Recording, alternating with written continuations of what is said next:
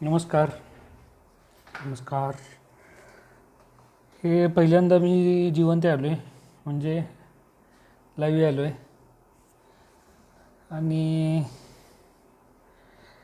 असं जिवंत याचं कारण एक, आणि मी आत्ता बोलतो आहे हा टोन माझा नैसर्गिक टोन आहे, बरोबर. त्यामुळे मला जास्त शुद्ध मराठी बोलायची इच्छा नाही, कारण ते कृत्रिम म्हणजेच डुप्लिकेट होईल. त्यामुळे ते बोलणार नाही आहे. तर मला हा व्हिडिओ करायचं का वाटलं, म्हणजे की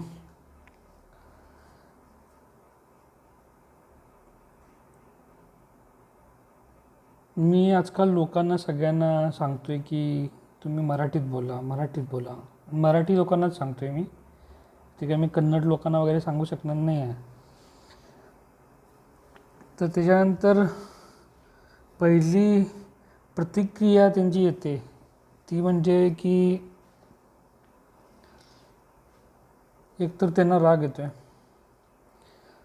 आणि मग ते बोलत नाहीत, किंवा मग काहीतरी उद्धटपणाने उत्तर देतात. तर परवा मला एका साहेबांचा फोन आला. मला ते अपेक्षितच नव्हतं की असं कोण मला फोन करेल. मी फेसबुकवरती फक्त म्हटलं की, आणि का म्हटलं, कारण एकतर फेसबुकवरती एक समूह आहे, तो मराठी लोकांचा समूह आहे, आणि बेंगलोरमधल्या मराठी लोकांचा समूह आहे. त्याच्यातसुद्धा लोक असं लिहितात, तो hi anybody interested to travel from this place to that place. म्हणजे आपल्याला आपली भाषा वापरावीशी का वाटत नाही, याचा आपण एकदा विचार करायला नको काय? मला वाटतं तुम्ही विचार करायला पाहिजे सगळ्यांनी. म्हणजे जे कोण आता हे व्हिडिओ बघतील, जे नाही बघतील त्यांचं सोडा, पण जे बघतील त्यातले 5 जण जरी असतील तर तुम्ही एकदा विचार करा, आपल्याला आपली भाषा वापरायला काय अडचण आहे. आणि दुसरं म्हणजे मी आता हे काही लिहिलेलं नाही, हे मला जे सुचतं आहे आणि जसं येतं तसं मी तुम्हाला सांगतो आहे. दुसरं म्हणजे की आपल्याला इच्छाच नाही आहे, म्हणजे की आपल्याला मराठी बोलायचं आहे, मराठी माणसांना तरी कमीत कमी. कारण मी तमिळनाडूमध्ये होतो, तर मला हिंदी बोलणारं तमिळ माणूस असं कोण फार कमी सापडले, मोजके 1-2 बोटावरती मोजता येतील एवढे.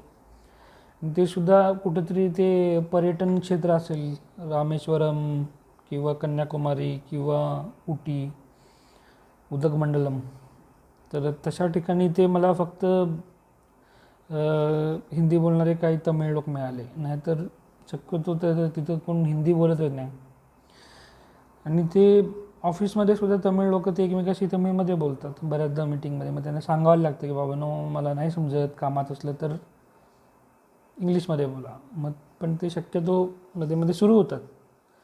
आता तेवढं आपल्याला करायचं नाही आहे, कारण कामाच्या जागी आपली पोटापाण्याची भाषा तर इंग्रजी आहे.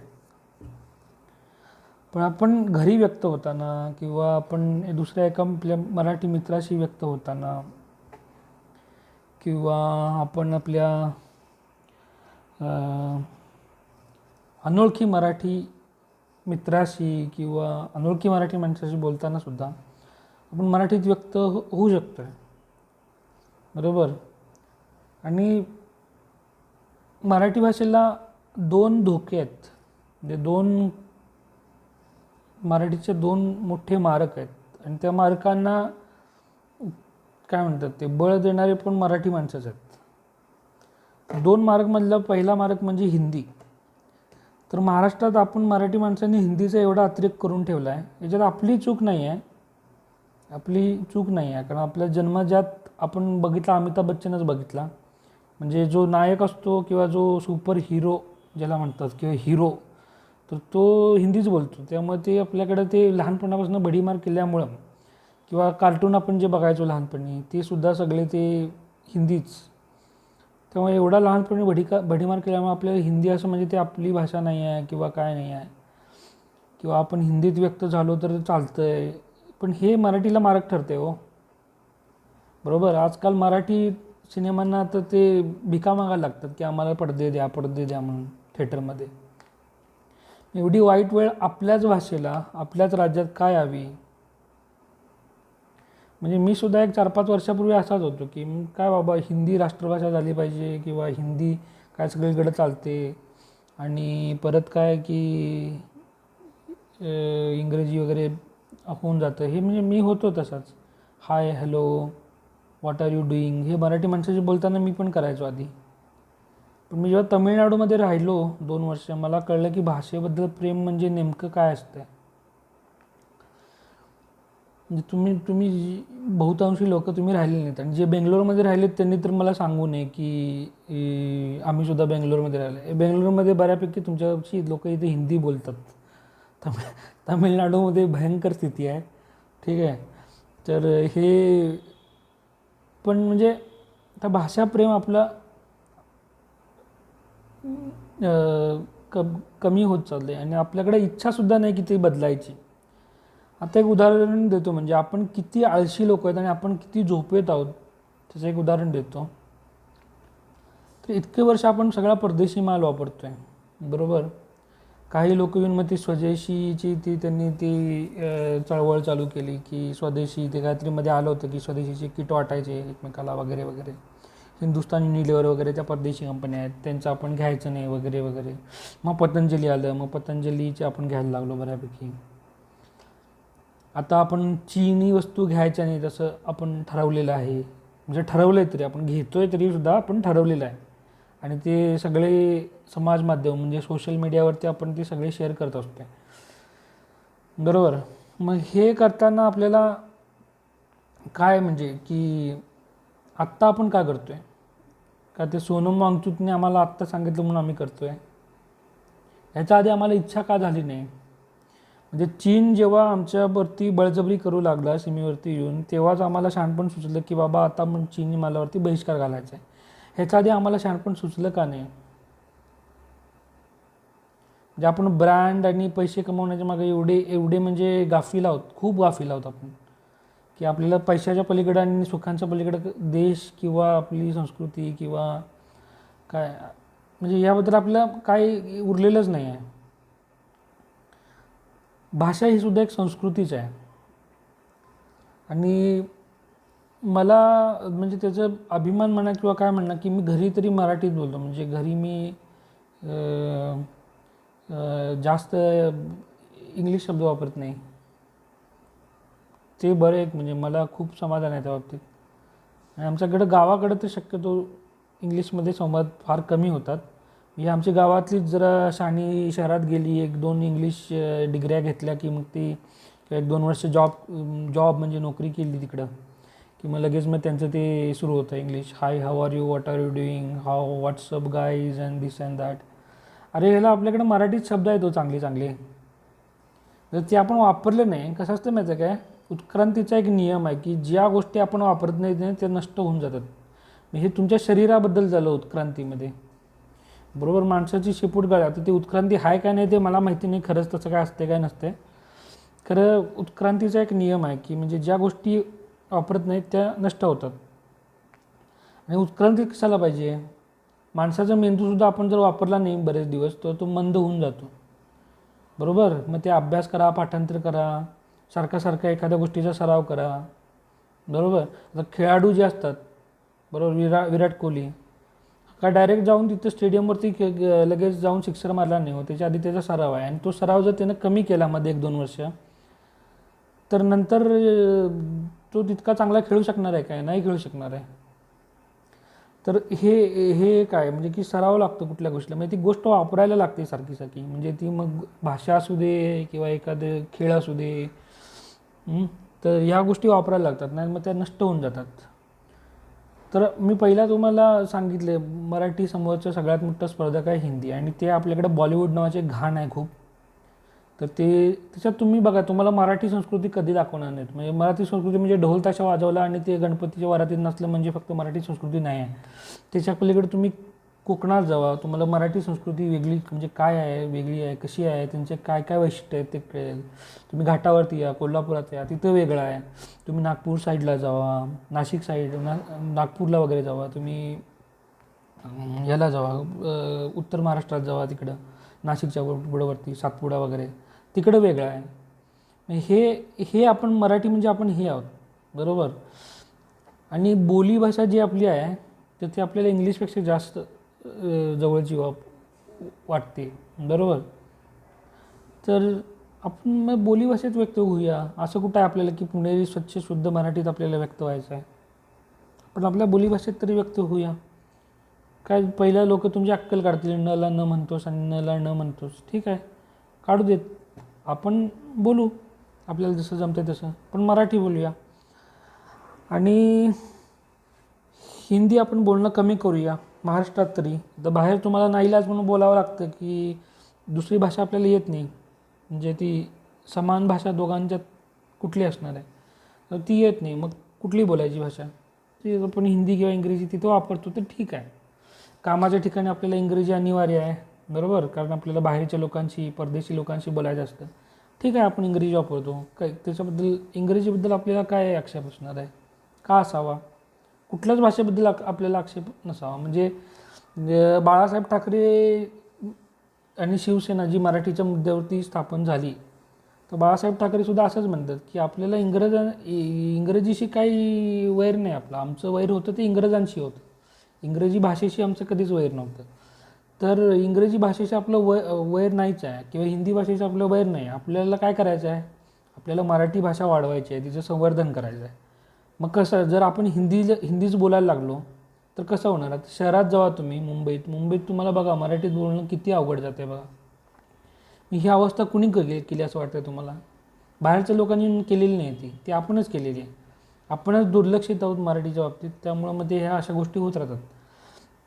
आणि दुसरी गोष्ट म्हणजे की आपल्याला मराठी बोलायची आहे आणि बाहेरचा जो येईल किंवा आपला मराठी मित्र आहेत त्यालासुद्धा प्रेरित करायचं आहे, तर ते आपण योग्य भाषेत सांगायला पाहिजे. एखाद्याचा अपमान करून सांगणं किंवा एखाद्याला शिव्या देऊन सांगणं, तर हे अशा गोष्टींना त्या गोष्टी होत नाहीत, बरोबर. तर म्हणजे साधं उदाहरण बघा की तुम्हाला जर एखाद्या उत्तर भारतीय माणसाला मराठी बोलायसाठी प्रेरित करायचं असलं, तर तुम्ही त्याला काय भैया म्हणून शिव्या जर द्यायला लागला तर तर त्याच्या मनात साहजिकच तुमच्याबद्दल द्वेष, म्हणजे राग द्वेष काय ते निर्माण होईल. आणि मग त्यालासुद्धा वाटेल की मी कशाला मराठी बोलू असल्या नालायक माणसांच्यासाठी. हा विचार आपण करायला पाहिजे. तर ते आपण कसं व्यवस्थितपणाने लोकांना पटवून देऊ शकू. बरं, अमराठी लोकांचं सोडाचो, पण आपण पहिला मराठी लोकांची तर मराठीत बोलायला चालू करू. आणि महाराष्ट्रात तरी बाहेरचा जरी असेल कोणी तर मराठीतच बोलू. पहिल्यांदा संभाषण पहिला सुरू करताना पहिला मराठीतच बोलायचं. तर त्याला आलं नाही तर बघू काय बोलायचं. पण पहिला आपण आपल्यात तरी मराठी. आता दुकानात पुण्यात तुम्ही हिंजवडीत गेला, ते मारवाड्याचं दुकान आहे, तर तिथं जाऊन क्या भैया ये कितने का दिया म्हणून जर तुम्ही विचारला तर तुम्ही मराठीचे मारक आहे हो.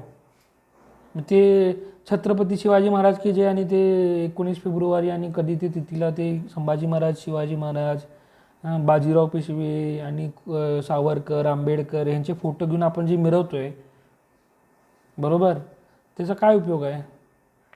शिवाजी महाराजांनी काय केलं माहिती आहे का तुम्हाला. शिवाजी महाराजांनी पहिल्यांदा भाषा शुद्धी करून घेतली, बरोबर. भाषा शुद्धी म्हणजे आता ते काय भाषेचे पंडित वगैरे नव्हते, तर त्यांच्या पद्धतीचे काम करायला काही लोक होते ज्यांना भाषेचं ज्ञान होतं. तर त्यांनी मग पहिला ते म्हणजे स्वराज्य म्हणजे काय असतंय, स्वराज्याची कल्पना पहिल्यांदा जी आली ती कुठं आली, शिवाजी महाराजांनी पहिला दिली ती. मग नंतर ते टिळकांनी बोललं की स्वराज्य माझा जन्मसिद्ध अधिकार आहे वगैरे. तर शिवाजी महाराजांनी पहिला स्वराज्याची म्हणजे जिजाबाईंच्या आणि शहाजी महाराजांच्या प्रेरणेतून मग ते शिवाजी महाराजांच्यामध्ये आलं आणि मग त्यांनी स्वराज्याची ती प्रेरणा. मग स्वराज्य म्हणजे काय तर माझी भाषा. मग माझी भाषा म्हणजे त्यावेळी ते संस्कृत प्रचूर मराठीचे शब्द त्या काळी होते. मराठीत आत्तासुद्धा भारतीय खूप भाषांमध्ये जे शब्द आहेत ते संस्कृतचेच आहेत, त्याला पर्याय नाही करू शकत आपण. संस्कृतसुद्धा आपली भारतीयच भाषा आहे. तर आपल्याला कुठल्याही भाषेबद्दल, हिंदीबद्दलसुद्धा आपल्याला द्वेष नाही, इंग्लिशबद्दलसुद्धा आपल्याला द्वेष नाही, फ्रेंच, रशियन, अरबी, फारसी कुठल्याही भाषेबद्दल आपल्याला द्वेष नाही, द्वेष असूच नाही. तर सांगत काय होतो की तर शिवाजी महाराजांनी पहिला आपल्या भाषेत केले. म्हणजे जे सगळे उर्दू फारसी शब्द जे होते बरोबर. मुघलांच्यामुळं किंवा ते बिजापूरच्या आदिलशाह आणि कुतुबशाह असेल, किंवा कुतुबशाह तेव्हा एवढा मोठा नव्हता, पण इकडं निजामशाह यांच्या सगळ्यांच्यामुळे जे उर्दू फारसीकरण भाषेचं झालं होतं, मग त्यांनी ते राज्यकारभारासाठी भाषेसाठी त्यांनी शब्द बदलले पहिल्यांदा. मग हे त्यांना करावंसं का वाटलं? आपण फक्त मिरवायचं काय शिवाजी महाराज? शिवाजी महाराजांचे काय गुण घ्यायचे का नाही आपण? शिवाजी महाराजांच्याबद्दल असं म्हणतात की म्हणजे की त्यांच्याबद्दल म्हणजे असं एक तुम्ही हे काढू शकत नाही, एकसुद्धा त्यांच्या चरित्रामध्ये तुम्ही खोट काढू शकत नाही, असं शिवाजी महाराज होते. म्हणजे तुम्ही बघा की लोक वाद करतील, म्हणजे टिळकांच्याबद्दल वाद आहेत, गांधींच्याबद्दल वाद आहेत, सावरकरांच्याबद्दल वाद आहेत, आंबेडकरांच्याबद्दलसुद्धा वाद आहेत, ज्योतिबा फुलेंच्याबद्दल वाद आहेत. असं म्हणजे नव्या काळात जे पण नेते झाले त्यांच्याबद्दल वाद आहेत, लोकांच्यामध्ये दुमत आहेत. आता ते खरं आहे खोटं आहे तो आत्ता मला सांगायचं नाही मुद्दा, आणि ते त्याच्यात जाणं पण योग्य नाही. बरोबर. आपल्याला प्रत्येक माणसातलं जे चांगलं असेल तेच घ्यायचं आहे, आणि जे कुणी वाईट म्हणते किंवा काय म्हणते ते आपल्याला घ्यायचंच नाही. तर तो मुद्दा नाही. पण शिवाजी महाराजांच्याबद्दल तुम्ही बघा की पूर्ण भारतातसुद्धा जर तुम्ही गेलात तर तुम्हाला शिवाजी महाराजांना शिव्या देणारं म्हणजे किंवा त्यांच्याबद्दल काहीतरी चुकीचं त्यांच्यात काहीतरी दोष होता असं सांगणारं कोण तुम्हाला मिळेल असं मला वाटत नाही, अजिबात वाटत नाही. बरोबर. म्हणजे त्यांच्या काही चुका असतील, म्हणजे चुका म्हणजे कसं म्हणतात, आता माणूस म्हटल्यावर चुकतोय, की त्यांची एखादी नीती चुकली असेल की असं असं करताना त्याने असं करायला पाहिजे होतं, ते कदाचित चुकलं असेल. पण वैयक्तिक त्यांच्या चारित्र्यावरती किंवा त्यांच्यात म्हणजे वाईट गुण असं काय कुणी आजपर्यंत तरी कुणी सांगू शकलेलं नाही. बरोबर. मग ते रामकृष्णाच्या नंतर जर असा कोण व्यक्ती असेल भारतात तर ते शिवाजी महाराज आहेत, की ज्यांच्याबद्दल एकसुद्धा हे सांगतात. मग आपण शिवाजी महाराज मिरवतो, त्यांच्या मिरवणुका काढतो. बरोबर. मग छत्रपती शिवाजी महाराज की जय. बरोबर. महाराजांचा एकेरी उल्लेख का करता, हे सगळं आपण म्हणतो. बरोबर. म्हणजे ते आपलं देवच असल्यासारखं आहे. बरोबर. पण त्यांनी काय केलं? भाषाशुद्धी केली. ती आपल्याला गरज वाटत नाही काय? इंग्रज गेले 1947ला, पण अजूनसुद्धा आपण जर भाषा जर आपण इंग्रजीच वापरणार असू किंवा ते आपले मराठीचे शब्द जे आहेत, मराठीत कितीतरी चांगले शब्द आहेत. आता बघा, तुम्हाला एखादं बाळ दिसलं, छोटं बाळ, तर आपण काय म्हणतो? किती क्यूट ना. तर किती क्यूट नाला आपण मराठीत कितीतरी चांगल्या संज्ञा आहेत, त्याला किती चांगले शब्द आहेत, ते आपण का वापरत नाही? आपण किती गोंडस बाळ आहे, किती गोड बाळ आहे, असे शब्द कितीतरी आहेत. किती इनोसंट आहे. इनोसंटला आपल्याकडे किती चांगला शब्द आहे हो. निरागसता, लहान मुलाची निरागसता, किती चांगला शब्द आहे. मग हे तुम्हाला म्हणजे त्याला काय म्हणतात की ते, आता त्याला मराठीत शब्द मला सुद्धा माहिती नाही काय म्हणतात त्याला, की ते पटकन तुमच्या डोक्यात तुम्हाला आवडावं किंवा असे ते शब्द वाटत नाहीत तुम्हाला मराठीतले. का वाटत नाहीत? तर त्याचं कारण एक आहे, म्हणजे तुम्ही ते शब्द वापरत नाही, हेच त्याचं कारण आहे, दुसरं काही नाही आहे. तुमच्यावर भडी मारत त्या बॉलिवूडनं घाणेरडा करून ठेवलेला आहे, की एकतर हिंदी आणि नंतर ते आता आजकाल तर सगळं ते हिंदी आणि English. What are you doing, how are you, what's up guys, झालं. ह्याला मराठी शब्द आहे हो. काय भावानो, कसं काय काय चाललं आहे, बोला तुम्ही. तुमच्या ग्रामीण किंवा तुमच्या जे नागपुरी विदर्भातली भाषा असेल, वऱ्हाडी भाषा असेल, कोकणी भाषा असेल, किंवा घाटावरती तुमचा स्वतःचाच काहीतरी एक ताल असतो त्या भाषेचा, लय असते एक भाषेची. किंवा किंवा पुण्यातल्या प्रॉपर पुण्यात तुम्ही जे बोलताय, पेठेतल्या पुण्यात, ती एक भाषा आहे, ते एक भाषेचा प्रकार आहे, त्याच्यात बोला. किंवा पुण्याच्या आजूबाजूला ग्रामीण भागात परत ते कोल्हापूरपेक्षा, सांगलीपेक्षा वेगळं आहे. कोल्हापुरात जसं आहे तसं नाही. कोल्हापूरपासून माझ्या गावापर्यंत येईपर्यंत भाषा खूप बदलते. बरोबर. परत बेळगावकडे गेला तर परत मराठी थोडी बदलते. असे म्हणजे मराठीचे म्हणजे आपलं जे लहानपणापासून आपण जी मराठी बघितली ती वापरायला काय हरकत आहे. आता परवा मला एका साहेबांनी म्हणजे मी त्यांना दोष देत नाही, आणि मी किती शहाणा आहे आणि ते किती खोळे आहेत हे सांगायचं माझं अजिबात इथं माझं तसं इच्छा नाही आहे, तशी इच्छा नाही आहे. तर परवा एका साहेबांनी मला म्हटलं की त्याचं काय आहे ना, लोकांना आजकाल मराठीतलं की त्यांना क्लिक होत नाही. मग का होत नाही ह्याचा विचार आपण कधी करणार आहोत? म्हणजे चीन आपल्या उरावर बसल्यानंतर आम्ही चिनी मालाचा बहिष्कार करणार? मग तसं इंग्रजी जोपर्यंत एक सुद्धा मराठी शब्द उरत नाही तोपर्यंत आपण इंग्रजीचं ओझं वाहत राहणार आहोत का, याचा आपण विचार करायला पाहिजे. आणि मी सुद्धा काय धुतल्या तांदळासारखा नाही आहे की मी सुद्धा सगळे शब्द, म्हणजे इथं कोण चांगला आणि वाईट हा प्रश्नच नाही आहे. इथं प्रश्न काय आहे की आपल्याला मराठी भाषेला हे करायचं आहे, काय करायचं आहे, संवर्धन करायचं आहे, तिचं पोषण करायचं आहे. पोषण कधी होणार, भाषा जी असते, भाषा जर एक शरीर असेल तर आपण जे बोलतोय बरोबर, म्हणजे आपण आपला श्वास भाषेला देतोय, बोलताना श्वास लागतो. फोनेटिक्स नावाचं एक शास्त्र आहे. मग ते फोनेटिक्स तेवढं तुम्हाला जास्त बुद्धिमत्ता लागत नाही, पण साधारण तुम्ही बघा, तुम्हाला बोलताना जर तुम्ही श्वास नसेल आत, हवा येते बरोबर, ती हवा इथून जाते अशी, आणि इथं मग ते असं कंपनं होतात इथं गळ्यात, आणि त्याच्यानुसार मग त्याला आता मराठीत शब्द नाहीत, कारण ते सिग्नल प्रोसेसिंग नावाचा एक विषय आहे खूप मोठा, digital signal processing, analogue signal processing. त्याच्यात मराठीत शब्द तसे नाही आहेत, कारण ते सिग्नल प्रोसेसिंगचं ज्ञान कधी मराठीत आलंच नाही बरोबर. का आलं नाही, कारण आपण इंग्रजी करत बसलो, त्यामुळे ते कधी आलं नाही. तर ते तसे शब्द शोधावे लागतील कुठेतरी संस्कृतमध्ये वगैरे असतील तर इथून ती कंपनं होतात, आणि मग ते हवा जी येते ती इथून स्वरयंत्रातून बरोबर, ती जर नसेल, त्याला इम्पल्स म्हणतात, म्हणजे ते इनपुट इम्पल्स, ते जर नसेल तर तुम्ही बोलू शकत नाही. तर तुम्ही एखादी भाषा बोलताय तेव्हा ती जिवंत तेव्हा राहते जेव्हा तुम्ही तुमचा श्वास त्या भाषेला देताय. हे एक आहे. आणि मग हे जर असेल तर तुम्ही विचार करायला पाहिजे की आपण मराठीला मारतोय का, आपण मराठीचे मारक आहोत का. आणि वरती म्हणजे मला विचित्र काय वाटलं माहिती आहे का, जेव्हा मी मराठी लोकांना सांगतो की बाबांनो, मराठी लोकांशी बोलताना मराठी बोला. आता फेसबुकवरती एक समूह आहे तर तो मराठी लोकांचा आहे, तर तिथंसुद्धा लोक जर इंग्लिशमध्ये लिहायला लागले तर ठीक आहे, तुमचं शिक्षण इंग्रजीत झालं मला मान्य आहे, पण थोडं तरी प्रयत्न करा. प्रयत्न केलं तर जमणार आहे, आणि इच्छा पाहिजे, मुख्य म्हणजे इच्छा पाहिजे. मराठी आपली भाषा आहे का नाही ह्याच्याबद्दल आपल्याला कळलं पाहिजे का नको, आपल्याला म्हणजे त्याच्याबद्दल काय वाटलं पाहिजे का नको, की आपुलकी वगैरे आपुलकी प्रेम असेल तर 100% तुम्ही कराल ते, नाहीतर मग अवघड आहे. मग जर तुम्हाला मराठी आपली भाषाच वाटत नसली तर मग काय बोलणार मी. मला तर म्हणजे मी तुम्हाला जे सांगितलं की मी 100% धुतलेल्या तांदळासारखा नाही, याचा अर्थ मग मी सुद्धा बऱ्याचदा इंग्रजी शब्द येतात बोलताना, तर ती सवय झाली. पण ती आपण बदलू शकतो का, तर बदलू शकतो. आणि कधी बदलू शकतो, इच्छा असली तर. आता साधं सोपं उदाहरण घ्या, मला इथं म्हणजे धार्मिक मुद्दा आणायचा नाही किंवा काय आणायचं नाही, पण हे आपल्या देशात आहे. तर ते अयोध्येमध्ये राम मंदिर जे झालं आहे ते व्हावं अशी लाखो करोडो लोकांची इच्छा होती मनात, म्हणून ते झालं बरोबर. हे कोर्ट बिर्ट हे फक्त माध्यम आहेत. लाखो करोडो लोकांच्या मनात जेव्हा एखादी इच्छा उत्पन्न होते तेव्हाच ते होतं आहे. म्हणजे तुम्ही बघा, जिजामातेच्या मनामध्ये इच्छा निर्माण झाली की आपल्या स्वतःचं राज्य असावं. शहाजी महाराजांच्या आणि जिजाबाई साहेबांच्या मनामध्ये जे झालं ते उतरलं त्यांच्या मुलात.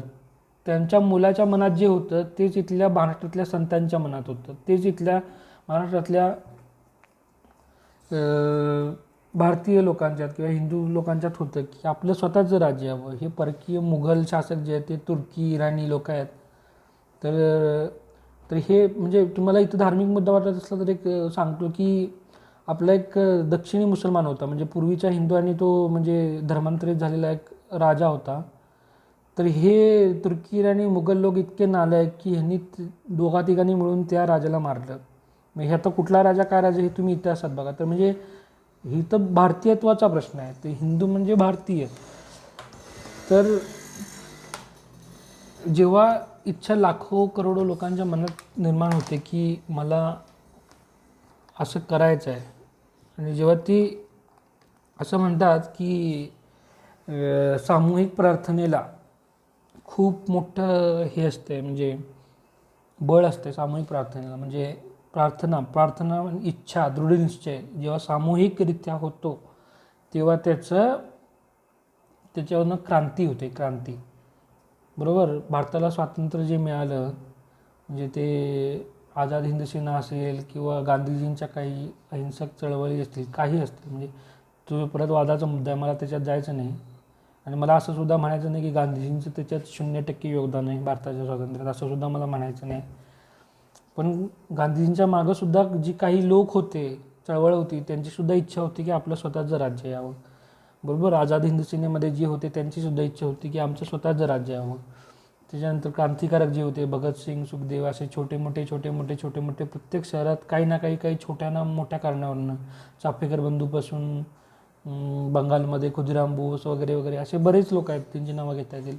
तर ह्या सगळ्यांच्या मनात होतं की होय, माझं राज्य आलं पाहिजे. आणि हे एक लोकभावना झाली. जेव्हा लोकभावना झाली आणि तो लोक जेव्हा दृढनिश्चय करतात एखाद्या गोष्टीचा, तर ते होतं. म्हणजे त्याला तुम्ही एक जादूच म्हणू शकताय, चमत्कार म्हणतात त्याला, चमत्कारच म्हणू शकता. आणि हे चमत्कार होतात. कधी होतात? जेव्हा लोकांच्या मनात दृढनिश्चय असतोय. बरोबर, चारही बाजूने वेढलेलं जेव्हा राज्य होतं, म्हणजे सगळ्या त्या परकीय मुघली सत्ता जेव्हा होत्या, बरोबर, त्यावेळी काही लोकांच्या मनात एवढं कसं काय राज्य निर्माण झालं विचार करा. लोकांच्यात लोकभावना होती, ती दृढनिश्चय होता, तेव्हाच त्या अशा गोष्टी होतात. आणि बदल जो म्हणतात तो पहिला स्वतःच करायला लागतो. मी प्रयत्न करतो आहे, गेली 2-3 वर्ष मी खूप प्रयत्न करतो आहे की मराठी लोकांशी बोलताना मराठीत बोलायचं, मराठी बोलताना आपण मराठी शब्दच वापरायचा प्रयत्न करायचा. चुकून एखादा इंग्रजी शब्द आला तर परत विचार करायचा त्याला काय मराठीत शब्द आहे. पण सापडलाच नाही तर त्याला कृत्रिमरित्या मराठीत शब्द आणायची गरज नाही. आता जसं की फेसबुकला मला मराठीत शब्द आणायची गरज नाही, बरोबर, एवढं सोपं आहे ते. ट्विटरला नाव आहे, त्यांचं नाव आहे, त्यांच्या नावाचा आपण सुद्धा आदर राखायला पाहिजे, बरोबर. त्याच्यासाठी आपण आपलं नाव बदलायची गरज नाही. जसं आपण भारताचं नाव इंडिया करून घेतलं, हा मूर्खपणा आहे, बरोबर. सगळ्यात मोठा मूर्खपणा म्हणजे आपण आपलं स्वतःचं नाव दुसऱ्यासाठी बदलणं, याच्यासारखा मूर्खपणा जगात कुठला नाही. आता नवीन एक आपण म्हणतो आहे महाराष्ट्रीयन, मी महाराष्ट्रीयन काय हो? महाराष्ट्रीयन असा शब्द कुठं, म्हणजे मराठीत असं, म्हणजे कोणी ते संधी विग्रह किंवा काय करणारे मराठीतले कोण PhD केलेली माणसं असतील त्यांनी मला सांगावं की महाराष्ट्रीयन हे काय, म्हणजे कुठल्या भाषेतला शब्द आहे. महाराष्ट्रीय असू शकतं, महाराष्ट्रीयन काय असतं? अमेरिकन असतं, बरोबर ना. तर महाराष्ट्रीयन काय असतं? तर म्हणजे हे जर आपण विचार करायला पाहिजे या सगळ्या गोष्टीवरती. म्हणजे इंग्रजीचं ओझं आपण किती, म्हणजे आता बघा 1947 म्हणजे साधारण 50ला जरी आपण स्वातंत्र्य पकडलं तर आत्ता किती बघा 20, म्हणजे 50 आणि हे 20, 70, 73, साधारण 73 वर्ष झाली, साधारण 73-74 वर्ष आता होतील, बरोबर. तर एवढं होऊनसुद्धा आपण इंग्रजी ओझं का वागतोय? आणि मी मग असे तमिळनाडूचं उदाहरण सांगितलं तुम्हाला की तमिळनाडूमध्ये लोक कट्टर आहेत भाषेबद्दल, हिंदीला अजिबात त्यांनी थारा दिलेला नाही. चांगलं आहे, खूप चांगलं आहे. आणि आपण जिथं जाऊ तिथली भाषा बोलायला पाहिजे, आपण शिकायला पाहिजे, हे सुद्धा म्हणजे आपल्याला स्वतःला लाज पाहिजे. तर आपण बेंगलोरमध्ये राहत असू तर आपल्याला थोडं बहुत आपण कन्नड शिकायला पाहिजे. आणि भाषा शिकलेली वाया जात नाही. आणि तर तमिळनाडूमध्ये आता अडचण काय आहे की, म्हणजे मला जी वाटते, आता ती तमिळ लोकांना वाटते की नाही वाटते त्यांचं त्यांनी ठरवावं. तर तिथंसुद्धा इंग्लिश मिडियमच आहे, तो तमिळ मिडियमला लोकच जात नाहीत. म्हणजे पालकांची काय बुद्ध्याभ्रष्ट झालीत मला आज काय कळत नाही. आणि पालकांच्या जर बुद्ध्याभ्रष्ट नाही आहेत तर सरकारचा सुद्धा मूर्खपणा. म्हणजे ही काँग्रेस, मी तर काँग्रेसला सरळ याचा दोष देईन, सरळ देईन, कारण इतकी वर्ष 70 वर्ष काँग्रेसची सत्ता होती. तर भाजपचा मी आत्ता बोलणार नाही, कारण भाजपचं आत्ता कुठंतरी काहीतरी आत्ता 10 वर्ष होतात. काँग्रेसची 70 वर्ष सरकार होती. काँग्रेसला जरासुद्धा लाज वाटून नाही का? महाराष्ट्रात तर सगळे साखर सम्राट सगळे एक जात, म्हणजे आमच्या वडिलांनी सुद्धा काँग्रेसच्या लोकांच्या सायकलवरनं प्रचार केलेला आहे. तर ह्या लोकांना कधीच आपल्या भाषेबद्दल काय वाटलं नाही का हो? म्हणजे आपण, म्हणजे तुम्हाला सांगू की नाही, त्या आफ्रिकन लोकांपेक्षा आपली वाईट अवस्था आहे. म्हणजे आपल्याला एवढी ज्ञानेश्वरांच्यापासून रामदास तुकाराम आणि कित्येक संत इतके म्हणजे मराठी भाषेचा गौरव करून गेलेत. मराठी भाषेत कितीतरी समृद्ध साहित्य आहे. तरीसुद्धा आपल्याला लाज वाटायला पाहिजे की आपण एवढ्या वर्षात मराठी शाळा टिकवू शकलो नाही, मराठीला ज्ञानभाषा बनवू शकलो नाही. भाषा कधी टिकते माहिती आहे काय? 2च वेळा टिकते. एकतर ती कलेची भाषा असेल किंवा ती ज्ञानभाषा असेल. बरोबर. तर मगाशी मी तुम्हाला सांगितलं की सिग्नल प्रोसेसिंगमधल्या प्रत्येक शब्दाला आता मला मराठीत शब्द सांगणं किंवा शब्द आहे नाहीच आहे. का नाही? कारण ती मराठी ज्ञानभाषा बनली नाही आहे म्हणून नाही आहे. कलेची भाषा तर मराठी बनलेलीच नाही आहे. बरोबर. कारण ते बॉलिवूड नावाचे घाण आहे आपल्याकडे ती मुंबईत. ती घाण असेपर्यंत 100% आपण हिंदी म्हणजे ते ते हिंदीचे अत्याचार तुमच्यावर करत राहणार आणि तुम्ही ते सहन करत राहणार आणि तुम्हाला ते लहानपणापासून बाळकडू पाजलेलं आहे त्यांनी, त्यामुळे ते होतच राहणार. तर एक विचार आपण सगळ्यांनी याबद्दल केला पाहिजे, तो म्हणजे की तर इंग्लिश माध्यमं जी आहेत, इंग्लिश माध्यमं शाळेत शिकायची याची खरंच गरज आहे का हो? म्हणजे मी तुम्हाला सांगतो की मी मराठी माध्यमातला विद्यार्थी आहे. 5वीपासून आम्हाला इंग्रजी चालू झालं आणि थोडंफार मग ते शिव्या खात 9वीपर्यंत 100पैकी 50 मार्क मिळवत इंग्लिश आम्ही शिकलो. आणि 10वीच्या एका वर्षात फक्त एक तक्ता माझ्या वडिलांनी मला करून दिला, काळ आणि वाक्य कशी बनवायची त्याच्यावर. आणि मग आमचे एक सर होते म्हणजे त्यांच्याकडे मी इंग्रजीची शिकवणी लावली होती. तर मला वाटतं माझ्या वडिलांनी जो तक्ता करून दिला की म्हणजे त्याच्यामुळं तुम्ही 1 वर्षात खूप चांगली इंग्रजीमध्ये वाक्य बनवायला सुरुवात केली. आणि 1 वर्षात आणि मला आता आठवत 84 वगैरे काय, तर मला 10वीला मार्क आहेत इंग्रजीला. त्या काळाची 84 म्हणजे तुम्हाला 20 मास्तरांकडून गुण मिळणार नाहीत. 20 गुण जे असतात ते काय मिळणार नाहीत. तर एवढं मी करू शकलो.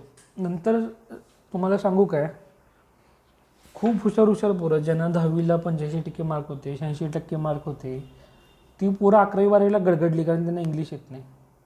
खरं मी जेवढा होतो त्याच पातळीला राहिलो मी, कारण मी इंग्लिश शिकलो होतो 1 वर्षात. आणि मग तुम्हाला काय वाटतं की म्हणजे जी हुशार मुलं होती ती का गडगडली? कारण इंग्रजी त्यांची भाषा नाही. तर आपल्याला मुळात प्रश्नच समजत नाही की आपण म्हणजे कसं आहे माहिती आहे का, तुम्हाला रोग तुमच्या शरीराच्या आत आहे आणि वरती त्याचे त्वचेवरती काहीतरी त्याचे डाग पडलेत, तर तुम्ही ते त्वचेवरचे डाग घालवायचंच काम करतात. तो रोग जो आहे तुम्हाला त्याची शस्त्रक्रिया करून ते फाडून त्या आत काय घाण असेल ती सगळी काढून, आत जर कुठली काहीतरी गाठ झाली असेल तर ती काढून टाकून तुम्हाला ते करायचं नाही. तुम्ही ते वरतीच इंग्रजीत स्किन थेरपी म्हणतात, ते स्किन थेरपीज करायला आहे तुम्ही म्हणजे सरकार. तर आपल्या म्हणजे आता त्या खाजगी संस्था तरी एवढ्या झाल्यात आणि सगळ्या इंग्लिश मिडियम, सेमी इंग्लिश एक काय मला कळलं नाही. म्हणजे विज्ञान आपण जर इंग्रजीमध्ये शिकलं तर आपण छान का, असं असतं काय? डच लोक कुठल्या भाषेत शिकतात तो विज्ञान, आणि ते फ्रान्सची लोक, पोर्तुगीज लोक कुठल्या भाषेत शिकतात? चिनी माणसं, जपानी माणसं कुठल्या भाषेत शिकतात? इंग्रजीत शिकतात काय ती लोक?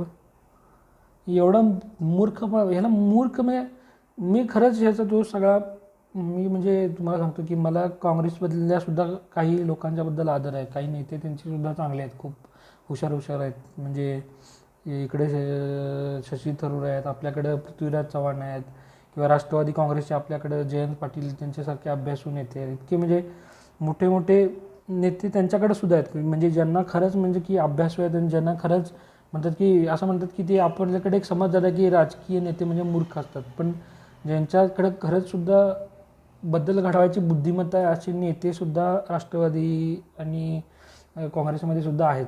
खरं तरीसुद्धा इतक्या वर्षात कुणालाच का वाटू नये की बाबा आपण इंग्रजी माध्यमं नको करायला इतकी खाजगी. म्हणजे हे लोकांना तुम्ही ते काय म्हणतात की ते लहान पोराला गोळ्या लॉलीपॉप देतात की नाही, तसं मग ते इंग्रजी म्हणून ते पालकांना दिलं, मग तर सगळी पोरे तिकडेच जायला लागली. मग त्याच्यामुळे झालं काय, आता मराठी शाळेकडे जाणार कोण आहे? मराठी शाळा बंदच पडायला लागली. तर मराठी शाळा चांगली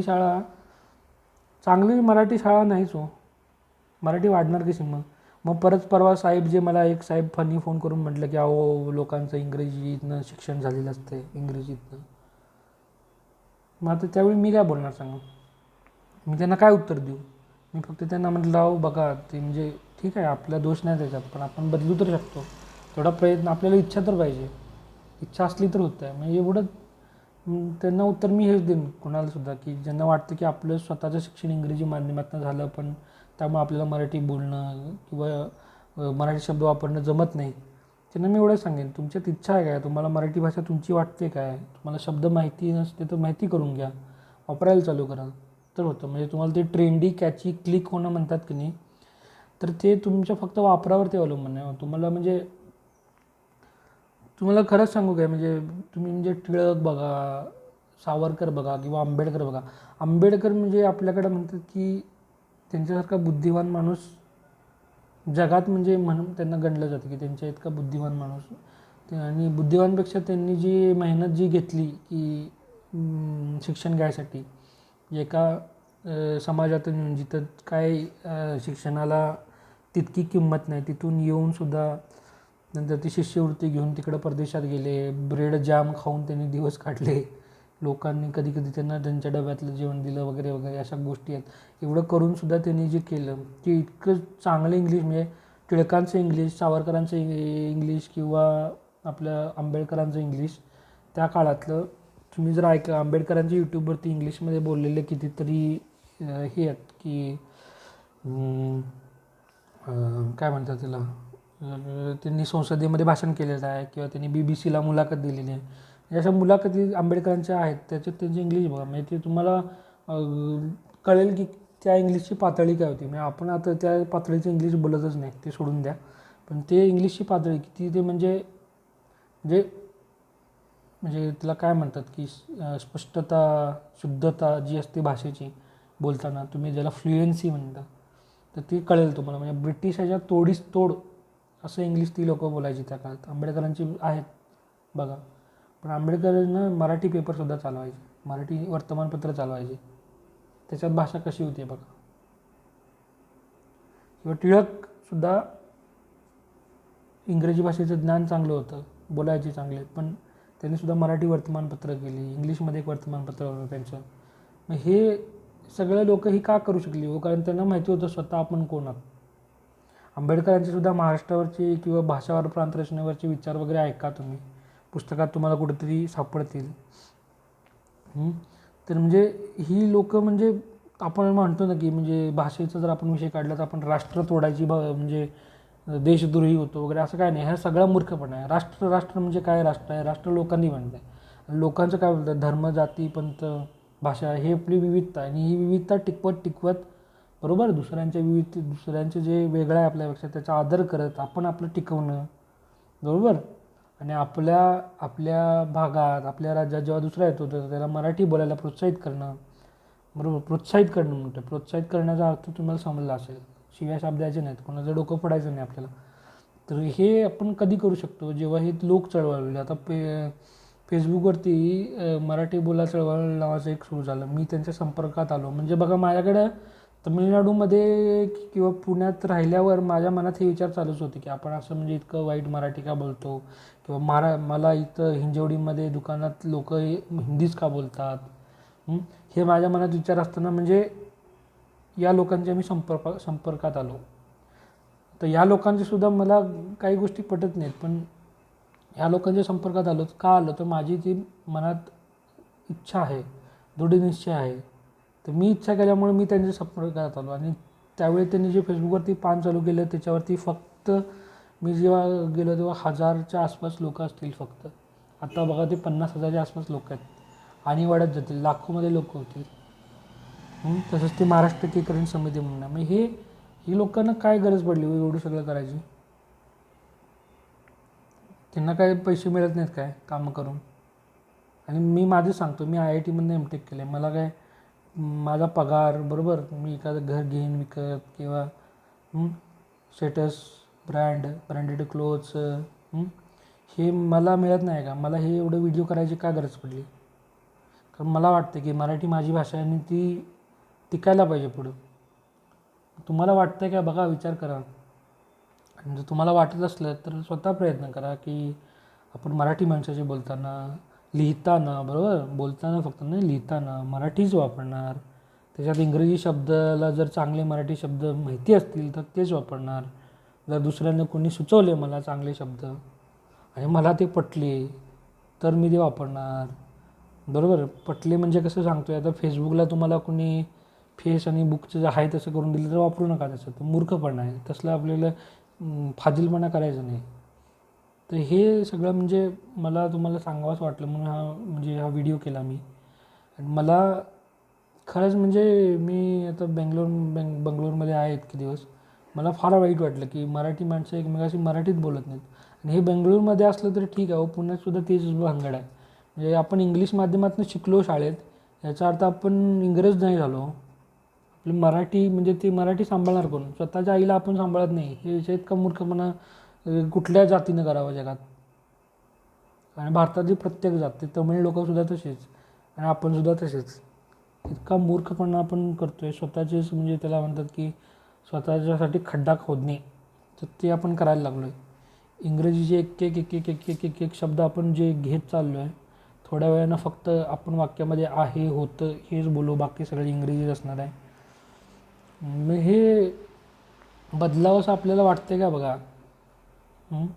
आणि शिवाजी महाराज हे मिरवायचं नाही आहे गोष्ट, मिरवायची गोष्ट नाही. शिवाजी महाराज, आंबेडकर, सावरकर, टिळक या पेशवे किंवा या मिरवायच्या गोष्टी नाही आहेत.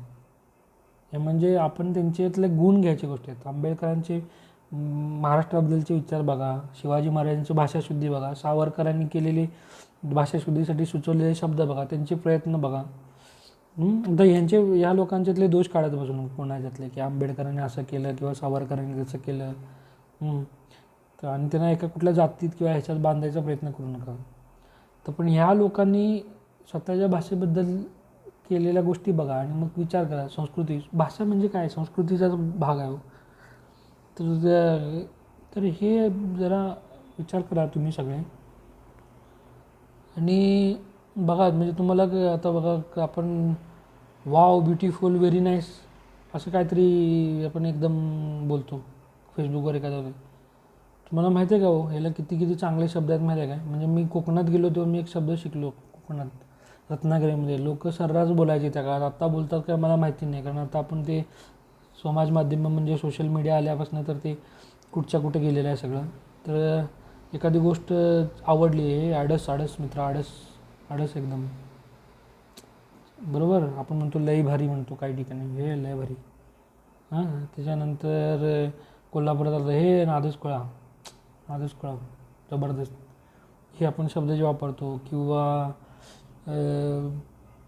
आता जबरदस्त शब्दाबद्दल कोणाला आक्षेप असेल तर असू शकतो आहे, पण मी सांगतो आहे, मी फक्त उदाहरणं देतो आहे. मी सुद्धा भाषातज्ञ नाही किंवा मला सगळे शब्द माहिती नाही आहेत, मी सुद्धा तुमच्यासारखाच आहे थोडाफार. तर दुसरा मुद्दा असा की हां,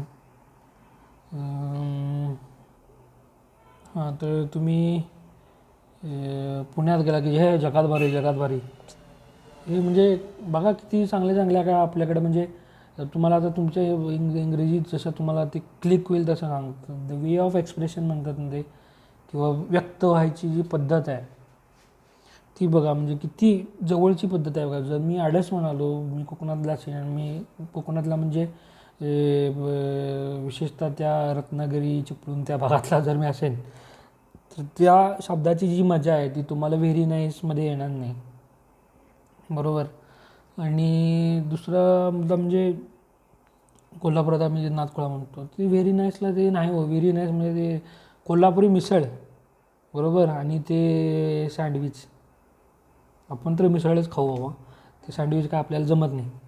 त्याच्यानं मीठ ना काय नाही, नुसतं भाज्या घालून 2 पावाच्यामध्ये घालून खायचं, हे असलं आपल्याला जमत नाही.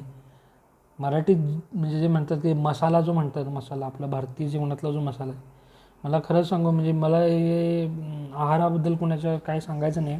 मी पिझ्झा, बर्गर, बरिटो राईस आणि कॅलिफोर्निया बरिटो आणि काय काय पद्धतीत मी हे नावंसुद्धा ऐकलेली नाहीत बरीचशी, म्हणजे. आणि ह्या गोष्टी मला काय म्हणतात की मला हे मिसळपाव, वडापाव किंवा समोसा किंवा आपण जे चाट खातो ते पाणीपुरी, शेवपुरी, वरण भात किंवा मिसळ, पावभाजी, ह्या गोष्टी खाण्यात जी मजा आहे ती ते पिझ्झा बर्गर खाण्यात मला कधी वाटली नाही. आता ते त्याच्यात नको जायला आपण, आहार वेगळाच विषय आहे पूर्ण, म्हणजे ते दोन्हीसुद्धा चांगले आहार नाही आहेत तब्येतीसाठी. ठीक आहे, असू दे. पण तसं सांगतो की मराठी भाषेत जो मसाला आहे त्याची चव तुम्हाला इंग्रजी भाषेत कधीच मिळणार नाही. आणि तुम्हाला त्याचं म्हणजे एखादा शब्द बोलल्यानंतर त्याचं जे समाधान असतं ते तुम्हाला सांगू का, तुम्हाला जर खरंच राग आला कुणाचा तर तुम्ही काय शिवी द्याल त्याचा एकदा विचार करा, आणि ते कुठल्या भाषेतली असेल ते विचार करा. 99% लोक, मराठी लोक, ते जी शिवी देतील तर ती मराठीतली शिवी असणार आहे. त्याचे समाधान तुम्हाला ते इंग्लिशमधलं यू इडियट आणि आणि काय काय, आता मी ते शब्द वापरत नाही, तर ते शब्द वापरून तुम्हाला त्याची मजा येणार नाही. मजा म्हणजे ती ती भावना जी असते त्याला म्हणजे काय म्हणतात, पूर्णत्वाची भावना, फुलफिलमेंट, तर समाधान, आत्मिक समाधान जे म्हणतात ते आत्मिक समाधान तुम्हाला दुसऱ्या भाषेत शिवी देऊन मिळत नाही. मग तेच बाकीच्या शब्दांचं आहे, व्यक्त होताना तुम्ही मराठीत सवय लावून घ्या, जमेल. आणि कसं आहे, सवय लागली की ते ट्रेंडी कॅची, ते तर सगळं तसलं होऊन जातं आहे, त्याला वेळ लागत नाही. आणि जर समजा उद्या 100 माणसांनी, एखाद्या समूहामधल्या 100 माणसांनी, म्हणजे फेसबुकवरचा असू दे, व्हॉट्सअपवरचा असू दे, 100 माणसांनी जर मराठी पूर्ण वापरायला चालू केली, इंग्रजी शब्द कमी केले, आपोआप लोकांच्या निदर्शनास ते शब्द येतात आणि मग ते त्याचं ते कल किंवा ट्रेंड म्हणतात ते बनवून जातं सगळं. ते म्हणजे ते प्रवाहित होऊन जातं ते, त्याच्यासाठी मग ते काय बोलतोस असं होत नाही.